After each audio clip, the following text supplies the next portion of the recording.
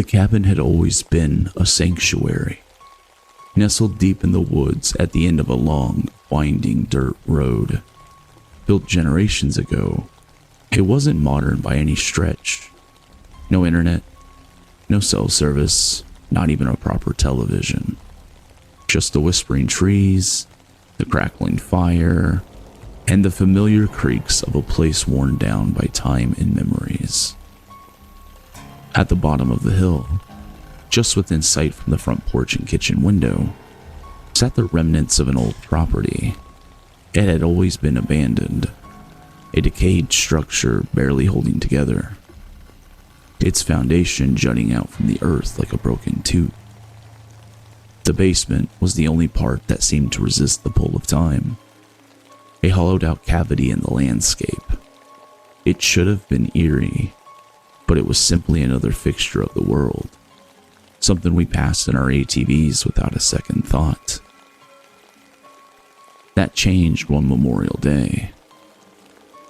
The cabin was always opened up for the long weekends, with family arriving throughout the evening, filling the place with laughter and the smell of breakfast in the mornings. It was tradition.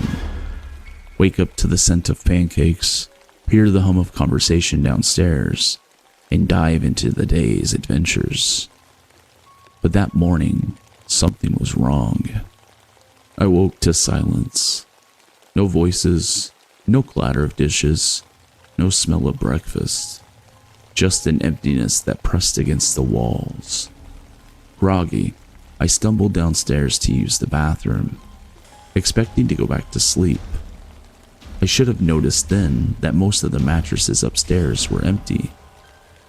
Stepping outside, I found the adults gathered in a tight semicircle, their backs stiff, facing an unfamiliar couple. The man and woman stood just beyond the fire pit, speaking in low, even tones. Their presence felt wrong.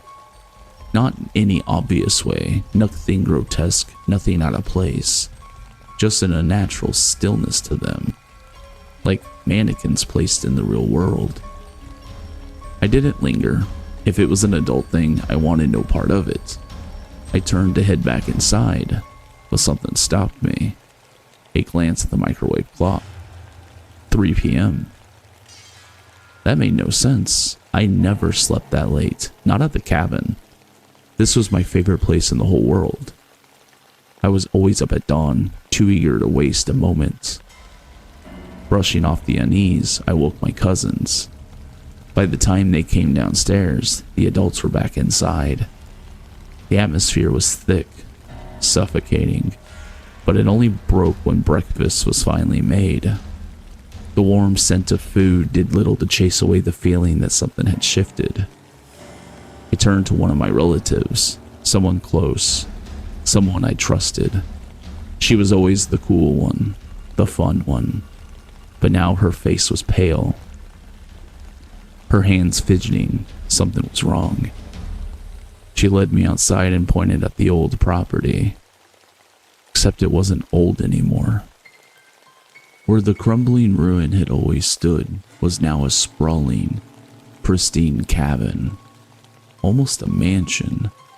The dirt lot had become a paved parking area, filled with sleek SUVs and expensive-looking ATVs. It looked like it had always been there, like it belonged. But it didn't. The couple who had spoken to the adults had invited us over, said they had a family, nieces and nephews at our age. It was supposed to be fun. I nearly ran there on the spot, but a hand clamped down on my shoulder, dragging me back. A harsh whisper reminded me of breakfast, of staying put. I protested, but something in her face made my stomach knot. Inside, the tension hadn't lifted. The older family members kept us occupied, keeping us close, never letting us stray too far. I didn't understand why, but I could feel it. A quiet, gnawing dread settling into my bones. That night, as we got ready for bed, I saw something that made my blood run cold.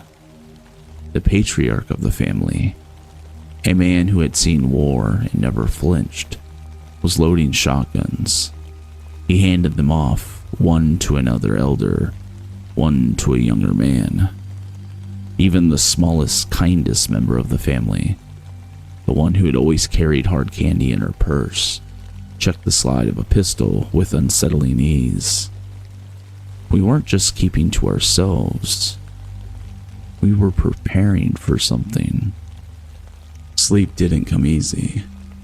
When I finally drifted off, I expected the fear to follow me into the dreams. Instead, I woke to the smell of breakfast. Chatter filled the kitchen. The weight that had hung over the house was gone, replaced by the familiar morning hum of a normal day. Relieved, I sat down ready to eat until I noticed something. The clock read 7:30 a.m. Something about it nagged at me, something I couldn't quite place, until I asked when we were leaving. The answer sent a chill down my spine. Leaving? We don't leave until tomorrow. We just got here last night. No, I thought. No, that wasn't right. Yesterday was Sunday. We were supposed to leave today. I stared at her, and for just a moment I saw it, doubt flickering in her eyes, like a memory trying to surface, but unable to take shape. I ran outside. The property was back to what it had always been, a rotting, forgotten relic. The mansion, the SUVs, the perfect smiling couple, it was all gone. We never spoke about it again. We packed up and left the next day, the weekend ending as it always did. It wasn't until I returned to school that I realized something was very, very wrong. I was pulled into the office, asked why I hadn't been in class on Monday. But it was Monday, I thought. What were they talking about? No, it was Tuesday. I had been gone an entire extra day, and no one could explain where that time had gone. Well, that was today's story. I find Glitch in the Matrix stories fascinating, just like this one. What makes it even more unsettling is that he didn't lose a day. His family did.